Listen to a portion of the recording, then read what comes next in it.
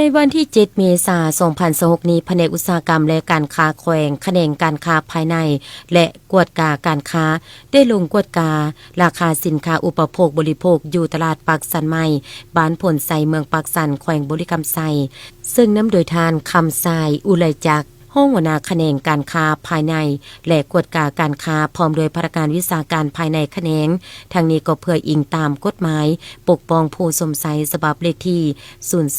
สพสลงวันที่30มิถุนายน2010อิงตามข้อตกลงว่าด้วยการปฏิบัติเวียกงานกวดกาการค้าฉบับเลขที่0019/โอคลงวันที่6มังกร2025แขนงการค้าภายในและกวดกาได้ลงกวดกาสินค้าประเภทกระตาของขวัญสินค้าอุปโภคบริโภคที่หมดอายุการนำใช้และกวดกายาสูบนอกระบบอยู่ภายในเทศบาลเมืองปักสันแขวงบุรีรัมย์ไซตามเป้าหมายกวดกาตัวจริงคือกวดกาอยู่ตลาดปักสันใหม่ตลาดปักสันใหม่บ้านโพไซตลาดบ้านทุ่งตลาดบ้านสีสะอาดและบรรดาหารสะดวกซื้อหารขายย่อยทั่วไปอยู่ภายในเทศบาลเมืองปักสันจำนวน125หารซึ่งสามารถกวดกาพบเห็นจำนวน11หารที่มีสินค้าหมดอายุจำนวน9รายการมูลค่า 538,000 กีบและยาสูบนอกระบบประเภทยาสูบ EC จำนวน88ซองมูลค่า1,300,000 กว่ากีบรวมมูลค่าทั้งหมด1,900,000 กว่ากีบส่วนสินค้าดังกล่าวได้เก็บรักษาไว้อยู่ที่แผนกอุตสาหกรรมและการค้าแขวงสำหรับการลงกวดการราคาสินค้าอุปโภคบริโภคในระยะบุญปีใหม่ลาวที่จะมาถึงนี้ก็เพื่อเน้นใส่ให้มีความเป็นระเบียบเรียบร้อยถูกต้องตามระเบียบของกระทรวงอุตสาหกรรมและการค้าวังออก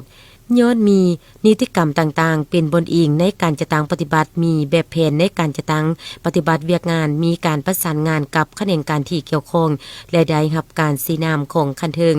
จึงสามารถจะตั้งปฏิบัติเวียกงานสำเร็จตามเป้าหมายการลงติดตามกวดการสินค้าประเภทกระตาของขวัญสินค้าอุปโภคบริโภคที่หมดอายุการนำใช้และกวดการยาสูบนอกระบบในครั้งนี้สามารถเห็นให้ผู้ประกอบการเข้าใจเกี่ยวกับนิติกรรมและระเบียบกฎหมายพร้อมทางรับรู้และเข้าใจอย่างละเอียดเห็นให้มีสติโตการดำเนินธุรกิจด้านการค้าขายหลายขึ้นเป็นต้นก่อนรับสินค้าทุกครั้งต้องได้กวดเบิ่งวันเดือนปีผลิตและหมดอายุของสินค้าทุกๆครั้งก่อนรับสินค้าที่สั่งซื้อมื้อนี้ข้าพเจ้าได้ตั้งหน้าให้ทีมงานกวดกาการค้าแผนกอุตสาหกรรมการค้าแขวงลงกวดกาสินค้าในช่วงปีใหม่และมื้อนี้พวกข้าพเจ้าที่ได้ลงกวดกาประเภทสินค้าประเภทข้าวกินประเภทซีนประเภทปลาแล้วก็พืชผักเป็นมากไม้เครื่องสินค้าใช้สอยต่างๆแล้วก็สินค้าหมดอายุเสื่อมคุณเสียคุณรวมทั้งกระตาของขวัญแล้วก็ได้มีการติดฉลากสินค้าเป็นภาษาลาวภายในตลาดปักสันซึ่งเป็นตลาดเทศบาลของแขวงบุรีรัมย์ไซนี้ภายหลังที่สำเร็จไปในตลาดแล้วพวกเราก็จะได้ลงเคลื่อนไหวกวดกาสินค้าตามห้างต่างๆภายในเทศบาลเมืองปักสันนี้ได้ที่ตรงนี้